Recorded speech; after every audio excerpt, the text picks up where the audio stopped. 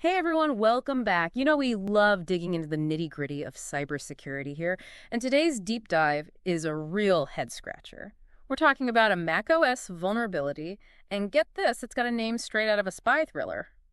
HM Surf. Catchy, right. Yeah, almost makes you forget we're talking about a potentially serious privacy issue here. Exactly. It's not as fun as surfing the waves. No, not at all. So let's unpack this.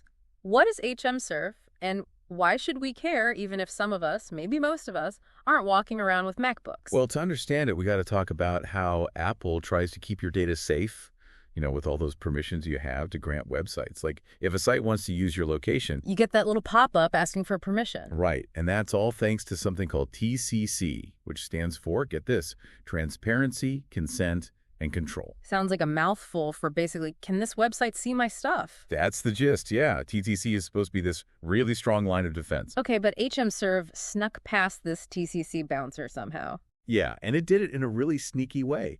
It Right. exploited how Safari, which is Apple's web browser, stores its settings and data. So instead of guessing your password, this exploit went after something much deeper in how Safari itself works. Exactly. It's like, imagine Safari is like a house.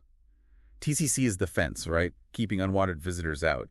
But HM Surf, it found this design flaw, this weird back door that let it bypass the fence entirely.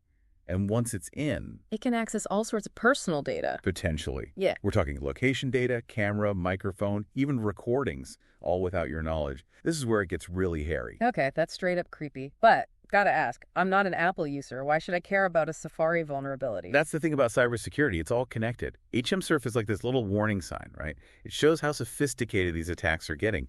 Even if you're on, say, a Windows machine or an Android phone, the takeaway is the same. Attackers are always looking for these clever hidden ways to get our data.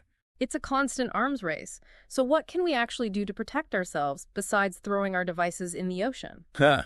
Well, that's one way. But honestly, the most basic steps are still the most effective. First up, keep your software updated. I know those update reminders can be annoying, but they're there for a reason. They patch holes like this, right? Often, yes.